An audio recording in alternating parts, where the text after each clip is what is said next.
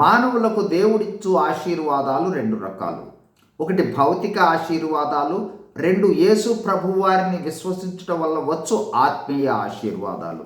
భౌతిక ఆశీర్వాదాలలో వ్యక్తుల మధ్య వ్యత్యాసాలు ఉండవచ్చు. అయితే ఆత్మ సంబంధమైన ఆశీర్వాదాలు అందరికీ సమానంగా వస్తాయి. ఎఫెసీ 1:3. అయితే ఆ ఆత్మీయ ఆశీర్వాదాలు ఒకేలా ఉన్నప్పటికీ వ్యక్తికి భిన్నంగా వ్యక్తమవుతాయి. వాటి ప్రభావము, లోతు వారి వారి ఆత్మీయ అనుభవాన్ని బట్టి, వృద్ధి చేసుకోవడాన్ని బట్టి మారవచ్చు. క్రైస్తవులమైన మనము గుర్తించవలసినది ఏమిటంటే, దేవుడు మనలను ఏ విధమైన ఆశీర్వాదాలతో ఆశీర్వదించినా ఆ ఆశీర్వాదాలను బట్టి మనము ఇతరులకు ఆశీర్వాదముగా ఉండాలి. ఇతరులకు ఆశీర్వాదంగా ఉండుట కొరకే దేవుడు మనలను దీవిస్తాడు. ఈరోజు దేవుడు మనకిచ్చిన ఆత్మీయ ఆశీర్వాదాలలో అందరికీ సమానంగా ఇచ్చిన ఒక ఆశీర్వాదాన్ని చూడబోతూ ఉన్నాము. ఆ ఆశీర్వాదమే రక్షణ సువార్త. సువార్త ద్వారా మనము రక్షింపబడినాము. ఆ సువార్తను దేవుడు మనకు వరముగా ఇచ్చాడు.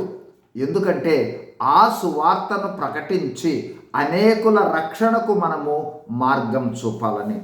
ఆ సువార్త ఏమనగా, మన పాపముల కోసం యేసు ప్రభువారు లేఖనాల ప్రకారము మృతి చెందాడని, సమాధి చేయబడినాడని, లేఖనాల ప్రకారము తిరిగి లేచాడని ప్రకటించటమే.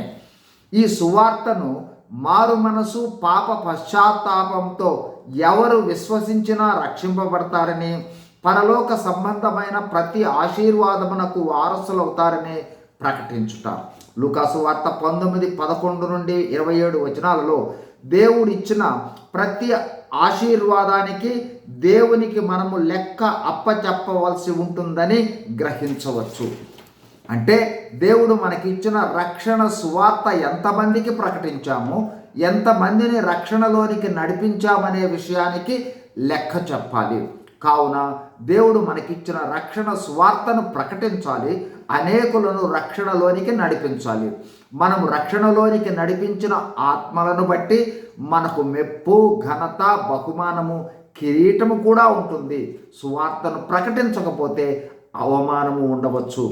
కావున సువార్తను ప్రకటిద్దాం, అనేకులను రక్షణలోనికి నడిపించుటకు ప్రయాసపడదాం. God bless you. Thank you.